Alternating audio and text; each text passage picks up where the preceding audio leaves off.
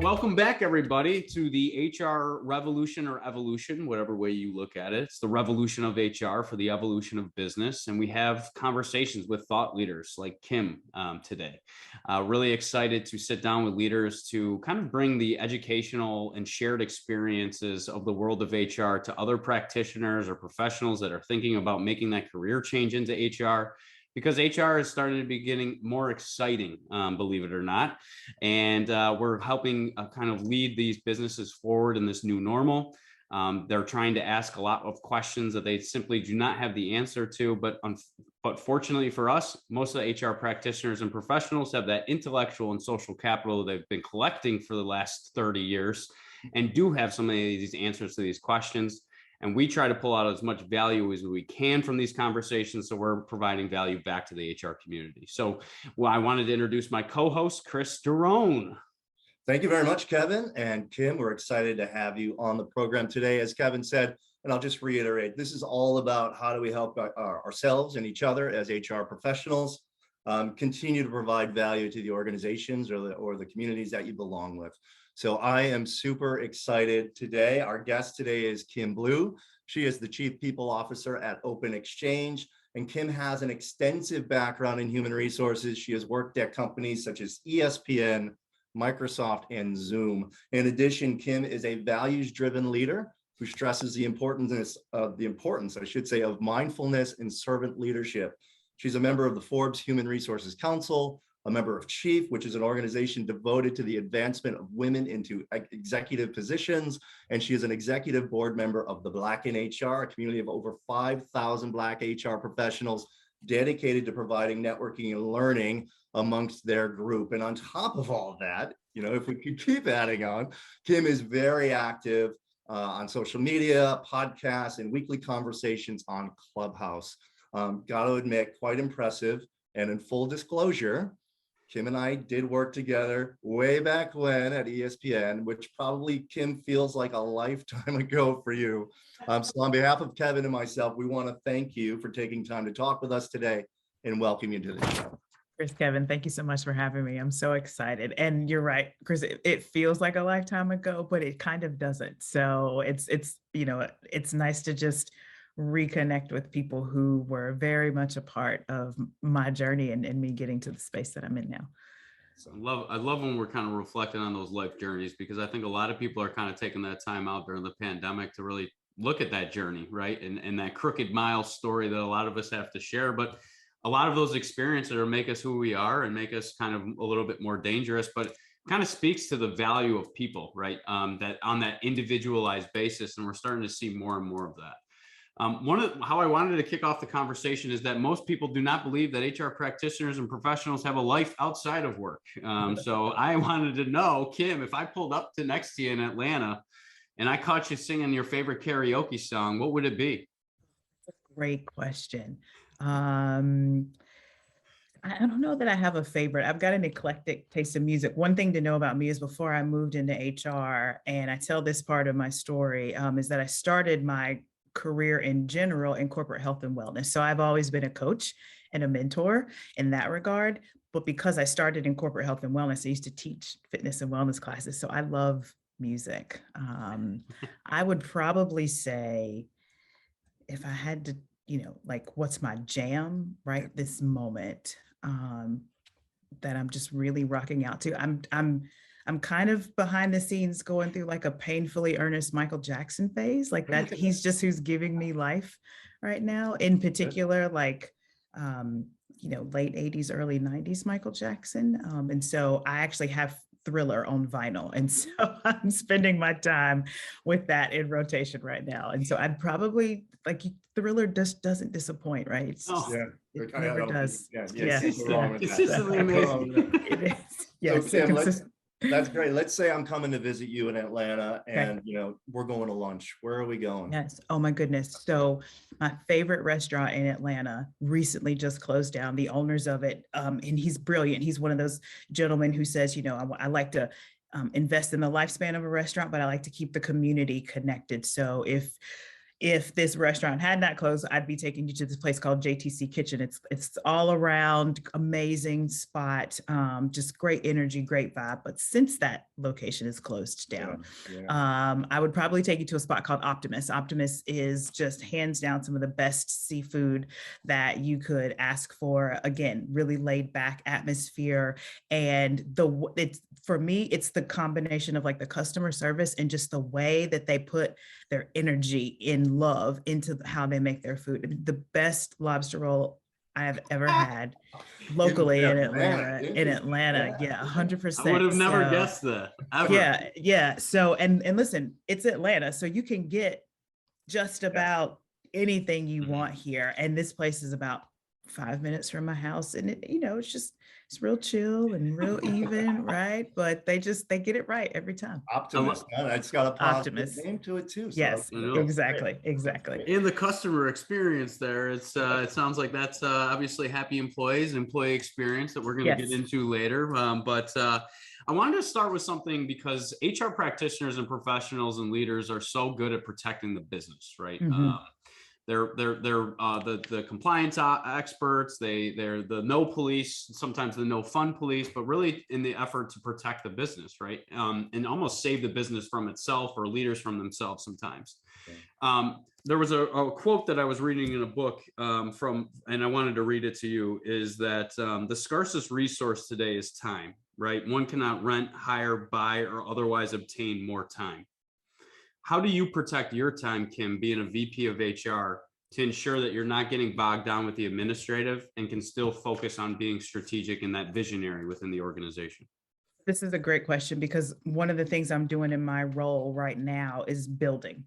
And if anybody has ever built an organization, you understand that there is nothing that takes more time than a build, right? And there is something to be said about going into things that are intact and having to sort of reconfigure or reevaluate process versus the actual establishment of a foundation and then standing things up on top of that are going to need to be operational and are going to need to make sure that they can execute and sustain whatever work that's being done. So for me, it really gets into 3 key areas. One is I need to understand what the talent is that exists around me. So who is capable, able, willing to do this aspect of the work, and where are we on that journey right now? And how much external resource do I need to bring in, right? In any type of organization, you're going to do one of 3 things. You're going to buy, build, or borrow. And so in a build, you have to decide how much we can build and where we need to ensure that we borrow where we can or we buy where we can. So that's the first step, which is, what does my talent landscape look like?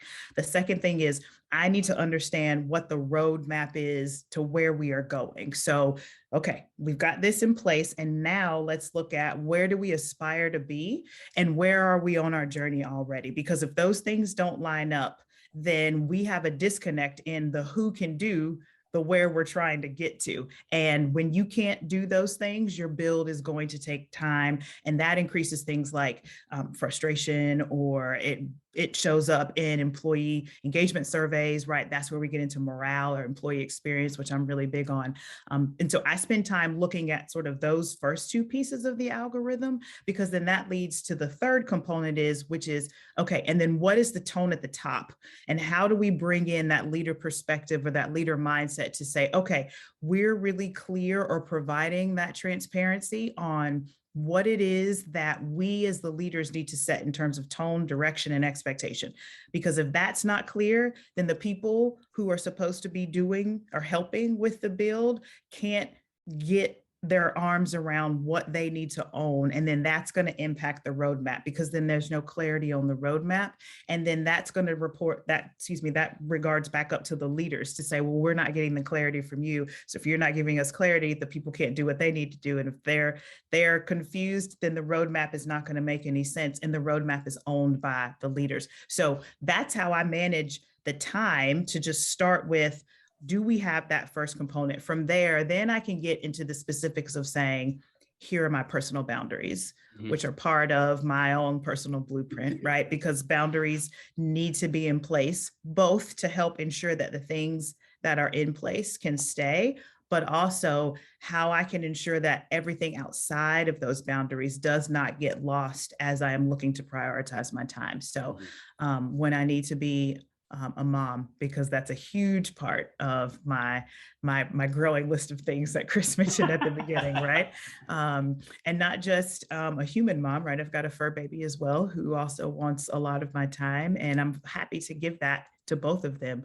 And then there's me, right? There are things that I value. So my own exercise, my own nurturing and develop both mentally and physically, right? I'm an avid reader. I love to spend time educating myself around what's happening in our industry and in our world, because all of that goes into who I am as a leader and my leadership philosophy. So I'm really intentional about prioritizing my no's. And the reason that I am is because for every yes, that means there's a no somewhere else. And typically that's on me.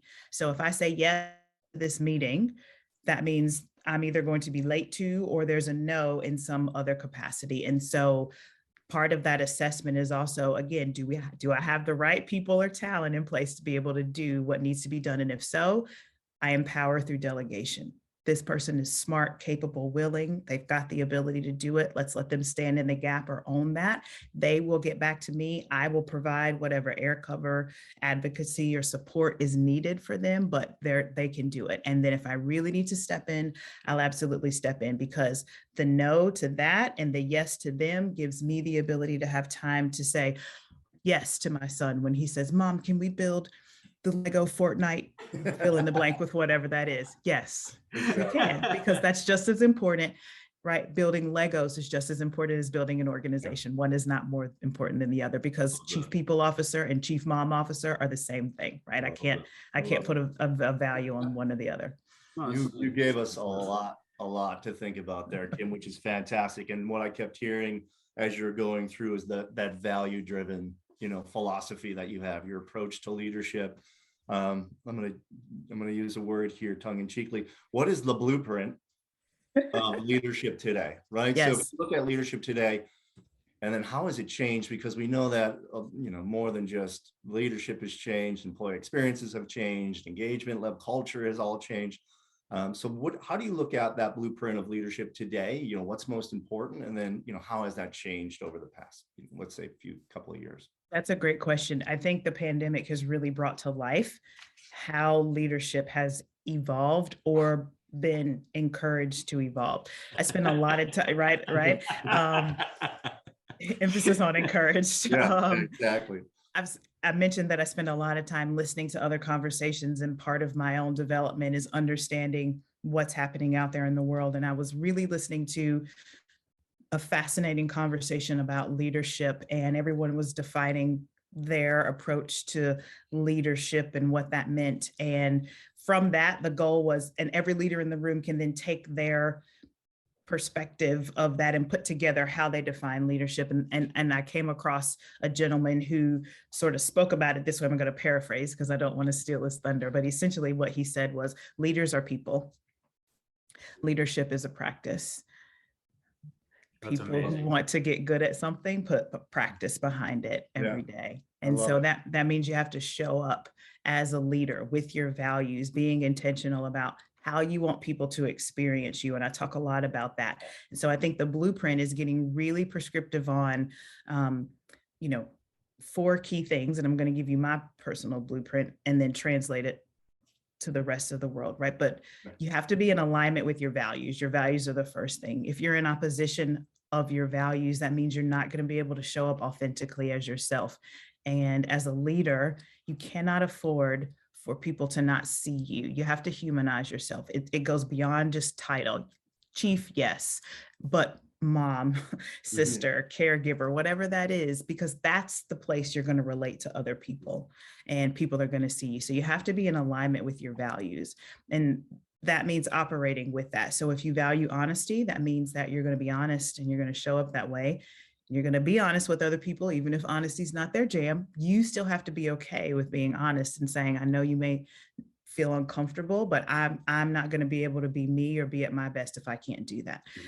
The other component of that is vulnerability. You have to be willing to be seen and let people really meet you where you are on your journey. As a leader, that means owning, I made a mistake, I'm wrong, stepping in the gap and saying, you know what, I need to make sure that my team is able to step in and really upskill or develop in a way that's going to be able to provide support, advocacy, whatever the need is to help enable the business strategy to get to yes, or a process to, success, whatever that looks like. But you have to be vulnerable. Sometimes that means taking smart risks. Sometimes it means saying, no, not right now. Sometimes it means finding your voice to push back. But whatever that is, vulnerability is a key component to leadership. And I would dare say that over the last decade has been something that has started to gain more traction because leaders were not vulnerable. Yeah, you're right. It was a sign of weakness before. Yeah. Absolutely. Absolutely. Whereas Whereas now that vulnerability or that intentional presence to be able to say, you know what, I don't believe that. I don't feel that. That doesn't align with what I think we need to be doing. There's power behind that. And so I think people are activating their power. The other piece is boundaries. And I spoke a little bit about this earlier, is being able to honor your boundaries. Organizationally, if there are no boundaries in place, this is how we get to burnout. This is how we get to employees saying, I'm done. I don't align with the direction of this organization anymore, right? And so for everybody who's listening, by trade, I'm an HR business partner. That's been what I've always done. And so what we know in any conversation as an HR business partner is that the presenting agenda is never the real agenda, right? The meeting invite comes into you that says, I have a question about compensation. Okay, sure. And 10 minutes in, this person is now saying, oh, and I really have issues with my manager and I don't feel like I can get anything done and I'm not supported. That's not a question about compensation, right? But then 10 more minutes in, if you are savvy enough to keep poking at that bear a little bit, now you understand that people just don't feel valued. And I don't know if this continues to be the right place for me. And so there's no organizational boundaries because people are saying the thing that I'm experiencing is not the reason why I said yes to this organization. Exactly. Right. And that speaks to self-care. And so when organizations are not practicing or have defined their own self-care, it means that they are devaluing, right, all the other previous things that I mentioned, their own values, the being vulnerable about saying we're going to change or practice this, and we don't have any boundaries or ring fences around the how we're going to work. We're just pushing through because we want to keep up. We don't want to miss out. We don't want to get behind. We don't want somebody to kind of step in over us. All those things play into sort of the leadership blueprint. And I think you have to have a good balance of those in place every day in order to be successful as a leader, but to also have impact the way that you want to. I love what you just said and how you kind of brought it all back together with the impact, because to gain influence in the C-suite, right? To build relationships internally with the organization, you've had to learn how to lead and be vulnerable yourself in order to know what questions to ask these managers, these senior level leaders, to know what motivates them and what their own definition of success is. And I can clearly see you've been on the business partner side, because then you know what makes them motivated. And if you're enabling their success, that's going to build your trust and your accountability with them. And then they're going to come to you with more projects and more questions. And really then you solidify yourself as a true value center to the organization, because now you're getting questions answered for the business. And I know that's really important to you because you mentioned just alignment of HR to the business. One of the things that you said and you keep harping on, and I don't want to discredit it at all, is leadership, right? We keep using the words leadership, courage, bravery. And I'm going to go on a limb and say that we don't have enough of that today in HR. Kim, how do we get more HR professionals comfortable and confident in their own skin and learn as to what their values and their true values are, setting their boundaries and establishing those relationships internally to be the leaders that the employees in the business need them to be? I think this is the $1 million question. And what I would offer is, when we talk about vulnerability, encouraging the leaders who do practice this, right? Because leaders are people and leadership is a practice. And so you want to make sure that the practice is visible to others. And so you have to get folks along the journey with you to say, if we put into practice this, we then can achieve these types of results. And if that's the type of result that you want to get, then we have to make sure that people feel psychologically safe. And so that's a term that we have been saying a lot, but for HR professionals, it means something completely different. Two things are very true that I think all organizations fail, and I was hesitant about using that word, but I'm going to say it, fail to really understand. One is that your HR team are humans first, right? It's the first word in our title, human, and then the resource.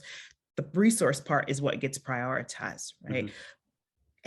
Right. So that's the first thing. The second thing is every single thing that those human resources are helping to shepherd the organization through, we are experiencing as people as well. So the minute you start to humanize us and see us as people, then it creates psychological safety for us, because HR professionals are vulnerable every day, but we will pull back if people don't meet us on our own journey, and we don't get that same level of engagement, or we're not viewed as, equals or considered a part of the team or whatever it may be. So the minute we don't do that, there's no psychological safety for us to be vulnerable. Then we get into doing our job descriptions and being less human. And that, yeah, exactly. And if that job description is even close to what you're actually doing. Exactly. But remember, that's what grows as we look up the leadership chain, right? And so we think about, being an individual contributor and then stepping into management. If you're not safe at all of those levels, then you're going to hold some of that back. And so how do we encourage employees, HR professionals, to say, you've got to find your voice and find your tribe? And how do we cultivate this safety to say, you can say this without retribution, and you're going to understand that we're going to back you and support you. And I think that takes trust from our business leaders to be willing to say, I will go with you on this because I am of the belief that this is right. I believe that these are the things that we need to be doing. I don't always think that there is enough partnership between leaders and HR professionals. And I think leaders feel like there's a risk there because they're not psychologically safe, because they have an obligation to the organization, to the bottom line, to the shareholder. But HR has an obligation to all of that. And it starts through the partnership with the leader. So if we can't get the leader HR partnership to be really solid, then we're always going to be in deficit there. And that psychological safety is not going to be there in either direction. And so I think you got to cultivate that a little bit. So how do we bring the business into our world and help them see that we are people and humans, we're going through this, but we also need you just like you need us. Yeah. And I love that point that you made, right? Is that assimilation that you need each other, right? But there's history, right? And history is kind of on the leading edge right now, is like, that was not the case. We were personnel, right? We weren't really arming the CEO or the senior leadership with any information to drive business decisions. So we can't be faulted, right, for that view of HR, because what happens is, and leaders say it, is there's no accountability in HR. So Kim, how do you build accountability for yourself and like standards if they're not even asking you to? How do you, I guess, build that accountability so you can actually build that trust, like you mentioned, necessary in order to kind of get to the work that needs to be done? You have to be clear about what it is that you're there to do. And oftentimes we use, buzzwords or, language that is, positively inflammatory. I'll say that, but it's all the right things we should be saying, right? We say yes to everything, but is it really a yes?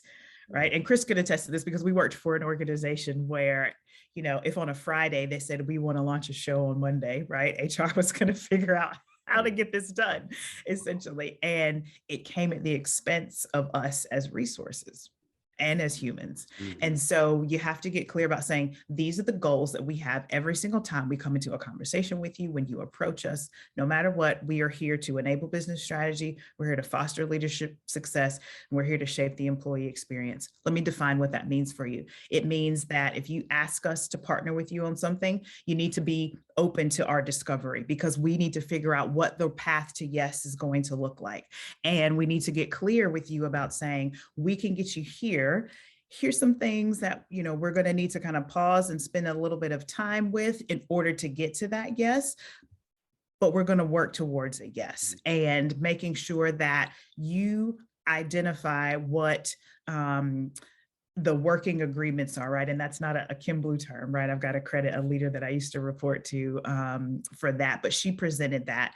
And the working agreement concept is what are you going to do and what am I going to do that we commit to, that we can go back to say, we both agreed that this was going to be the process or the approach. And we're going to follow that. And we commit to also adjusting that if environment, dictates, but this is where we're going to meet. That is how you get to a place where everybody is bought in, because once everybody aligns to that working agreement, and once you're able to kind of say, these are the reasons why I'm here, that is the accountability. Because if at any point I can't say, well, I want to enable the business strategy through attending meetings or being alongside you on, ride-alongs or whatever the example is, depending on who you support. If you can't do that, then you've got to make sure you provide that why, or you provide a solution to say, but in the absence of that, this is exactly what I'm going to be able to provide for you. It's when we can't meet those critical moments of how or whatever the execution is that HR goes back to those antiquated definitions of personnel and being able to be aligned more with process and not seen as a strategic partner. Only the people that execute are where you go when you get in trouble, or the place you go when you're in trouble and you need somebody to help you out, which is the place. That was the environment that I grew up in my whole entire life, and why I never thought I would ever find my way into HR either. But yes, awesome to hear, Kim. That's great. There's a lot of terms, Kim, that you've been sharing with us, and we've been talking about psychological safety. I'm getting buy-in, partnership, collaboration. When I hear those words, my mind just goes to inclusion, right? So how are organizations creating an inclusive environment where everybody feels, that safety, they're able to bring their whole selves to work, they're able to give their best. And I think inclusion is something that every organization is struggling with just post-pandemic. We've got hybrid, we've got fully remote organizations. So as an HR leader, what should organizations be doing in order to still keep that, high levels of inclusion going? What can they do, I guess? It's a great question. And I've had numerous conversations about sort of the shift from diversity to inclusion, because diversity we are now more comfortable with. Thank you. Right? Yes. I was trying to get to that topic, and I didn't know this. But yeah, it's the perfect segue. Organizations used to put so much emphasis on diversity, and quite frankly, organizations who didn't know what to do with diversity are just now getting to a place where they're comfortable even saying diversity is it. But here's the thing, diversity went from being the thing we needed to do to now being the thing that we measure. Okay, we were comfortable with it. It's race, gender, sexual orientation, ethnicity, whatever that type of box is that we can check, measure, identify, and then put to the side. And so here's what I say about diversity and inclusion. Diversity is the beach, right? The sand is going to meet the water. The sand is going to meet, the other part of the shore or the pier, but there's always going to be a place where the diversity comes to sort of a screeching halt, because we know that there's certain constructs that fit inside of it. Inclusion is the ocean, okay? And the ocean is big and vast, and there's a lot in the ocean. And past a certain point, the sunlight does not get to all of the things that exist. And so we wade into the parts of inclusion where the light gets to, because we can see that and we're comfortable. And that's where the conversation happens, which is, we want to talk about inclusion. It's important. We're going to make it a part of our core values. And we're going to identify this program to be able to do that. It's not a program. It's not a one-time not a check in the box. Right, exactly. It has to be something that you work at every single day. And that's the part of the ocean that the sunlight don't get to. But when you go exploring, when you watch these programs that explore the dark parts of the ocean, right? There is life down there, and there's all types of possibilities and unknowns. And if we are willing to be organizationally vulnerable and continue to have those conversations, to invite the spaces in to say things like, I don't know what it means to experience this, but I'm saying that out loud. And then I want you who may have had this experience to bring that to the table. And then tell me why that's important as we think about our customer, as we think about our client, as we think about defining our brand or the impact to our brand, right? What if this demographic stopped using our product? How would that impact our bottom line?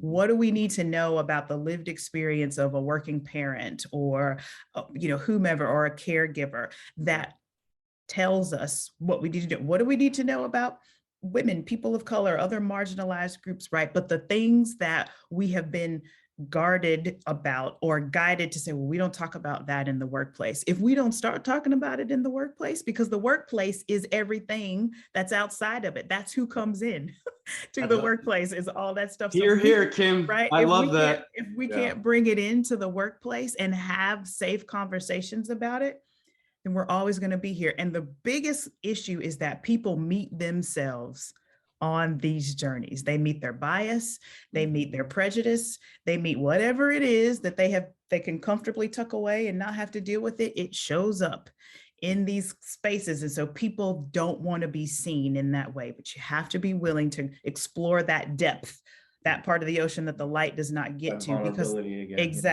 because there's life and opportunity there. And so I think it is really saying, if we want to get real, we have to get real with ourselves first.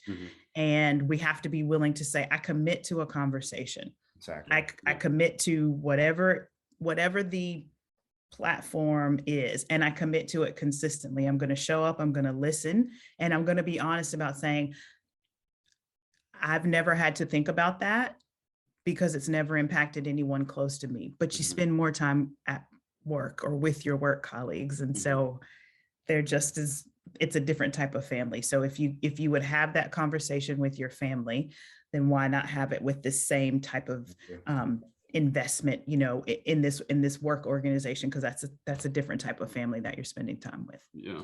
And I think today's conversation, and again, you gave so much to bite off, to chew right there, is there's so much to unpack, but I agree with you, right? A lot of companies took the opportunity for the DE&I due to the socioeconomic climate that we're feeling here in the United States as a marketing tool, because they became so desperate, let's say, in the world of recruiting because of the war for talent and the great resignation, that all of a sudden now they're trying to say, hey, we're diverse, we're inclusive. But when they focus most on the diversity, because it's more of the words, and you're very careful with the words that you choose, because you said, get people on the journey with you, not for you, right? And that's what I think a lot of businesses are trying to explain right now is come work for us. That's the old way of thinking. Come work with us in a true partnership and that relationship. And the challenge that most businesses face that I found, Kim, is that it's hard to measure inclusion, right? It's really hard to measure it. It's to your point, diversity is easy because we can do sex, we can do age, these are defined characteristics, but inclusion, it's such a personal feeling that it's very hard to measure. How do you measure? How have you found or been successful in measuring inclusion? And then the other piece that take part two is that I loved your community equals workplace equals community.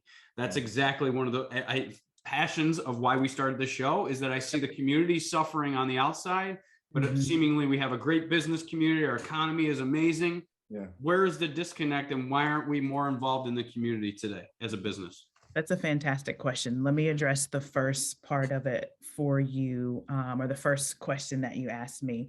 So I'm going to start with the second part, because the second part of your question, because that's the thought that's in my head. So, and the reason that I'm passionate about this is because, right, when I worked for ESPN, one of the things that ESPN stressed to us all is that our employee base should look like our fan base. 100%. Wow. Love that. Right. And so shout out to them, because they planted the seed for that. And, despite all the things that may seep out about ESPN, there's a lot of fantastic stuff that goes on inside of that organization. And they really promote that connection between fans, because fans are inside just as much as fans are outside. And so that's really where the foundation started to grow for me. And so if your organization is not a reflection of who you are trying to put your product out there too, or your service out there too, then are we really being intentional about inclusion and the opportunity to offer that to everyone, no matter what constructs may be in place, right? Socioeconomic status. And in particular, I'd say over the last 5 years, as we've looked at so much of the just unrest that's happened in this world, a lot of it that's been racially motivated, right? It has exposed a lot of organizations' sort of Achilles heel around saying, are we doing enough across the community to make sure that our footprint is out there, that people experience us? And when you look at the workforce, you start to see the different generations that are there, and millennials have a very strong voice about saying, I'm not going to work for an organization that is not in alignment with my values or doesn't give me the opportunity to connect with the things that I'm passionate about. And so millennials will go do what you see, right? They'll start it themselves and they'll go find the 30 other people that believe it the same way they do. And so startups pop up all the time, and it's all rooted in, right? There's a lot of press around social responsibility. If you look at the basis for probably the last 2 to 3 years of startups, social responsibility is probably rooted at that. If we knew how to do that work and dig into it, it's all about, man, I value this, I value time, I value flexibility. And I want to be able to make sure that I can not only plant a garden, but we are a company that invests in, climate control, if that's what the thing is that it all relates back to. Organizations were not doing that. And so the community did not look like the workforce. You got to go to work and find your tribe, right? You can't just be at work and not know who your people are. You got to be able to know, right? They like to run just like I like to run. These folks like to cook just like I like to cook. These people believe clean air is important just like I do. Environmental sustainability, whatever. And you feel people are less likely to leave the organization probably if they've made those social connections. 100%. And so when we think about retention, and we think about some of these other more hard or quantifiable values that go into exit interviews, it's what we're not saying that right. Why are you leaving? My manager. But then if you poke at the bear, that gets into compensation, it gets into this, and then ultimately it gets into, right, the organization just isn't the same, or I don't have that same feeling anymore. And so exit interviews are important, but what's really important is stay interview. Why are you staying with us? And are we doing more about that, right? And so stay interviews are a little harder because I think organizations then get exposed and they're not ready for what they hear in a stay interview. In an exit interview, they can predict. It's like diversity, right? We're comfortable with an exit interview, but a stay interview is inclusive because everybody will tell you why they stay, but then it's also, man, do we need to be doing more in this area, or how do we do that? And then that goes into that organizational planning, that vulnerability, that roadmap to be able to say, okay, we've heard from 30% of our organization that this is important. So in Q3, after we have achieved these things, we're now going to start to focus our conversation there. That's a very easy commitment to be able to make. You're not doing anything other than saying, we'll talk about it. And that's where it starts, because then you give people a reason to look forward to it. People will stay invest. It's a whole cycle of retention and nurturing your employees. And that's what shows up in employee engagement surveys and morale, and why people choose to say, this is the right organization for me, or I'm not going to do more than what I see being done by the organization. Yeah, you're right. And you can't force people to do things. And I hear that saying, because that hard line in the sand is really what people are fighting most. But also being in tune with senior leadership and understanding those percentages. Yeah, thank you so much, Kim. This is fantastic. We're going to end with the question we usually ask our HR leaders is, the future of work, specifically in the HR field. What are the most important skills or competencies that HR practitioners, HR professionals should be working on? My goodness, I love this. So someone recently asked me a similar question, and I expounded upon it. So I've got what I refer to as the Kim Blue imperative 11, meaning you got to have all these things. Right. I'm not going to give you all 11, but I will give you 3 that I think are critical.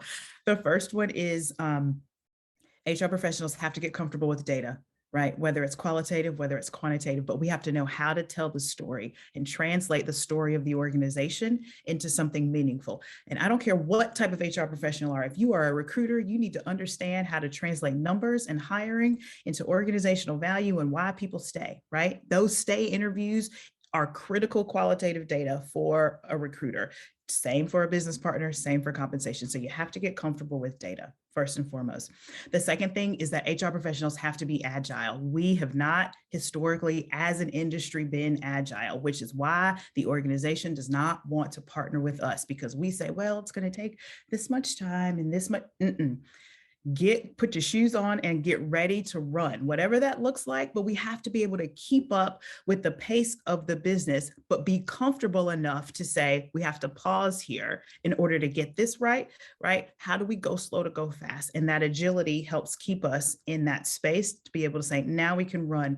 Now we're at a pace where we can maybe move forward so that when it comes time to take a rest, we can breathe and then get the things done that are really critical, right? And then the third thing is that we have to clearly define what our HR values are and how we are going to align the people strategy to the business strategy. They should not be separate. They should be parallel. And there's no reason that the CEO and the CPO or whatever your head of HR title are not in lockstep all the time. As long as those are two different things, or as long as those are two separate conversations, you are running two different races, right? So you have to have that, HR agility. You've got to be able to ensure that you are leveraging data, and you have to make sure that you are aligning that people strategy to the business strategy. And as long as you can do that, that is going to set you up from a foundation perspective to make sure that you can really have not only just thoughtful conversations about being an HR practitioner,